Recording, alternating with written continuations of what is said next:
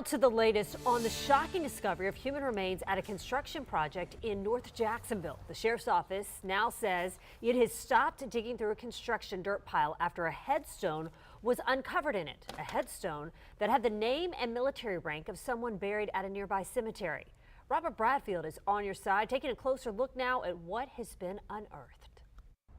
It's a discovery that could piece together clues of Duval County's past.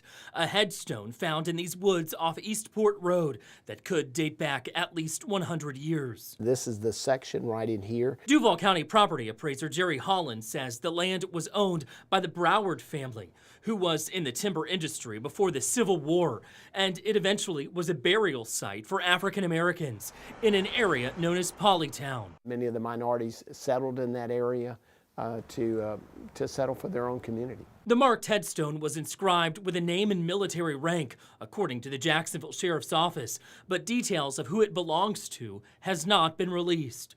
Holland says any information that can be taken from the historical find will be added to the county's records. What we will document within the public records so that anyone in the future will know this is where the cemetery for possibly Polytown and that minority community was located. Holland says there is a possibility more remains or headstones could be found. It's unknown if that area will be preserved or if the remains will be moved and buried somewhere else. But Holland says it could provide us all with a unique history lesson. We will keep you updated on this case, including any new information that's released by the Jacksonville Sheriff's Office.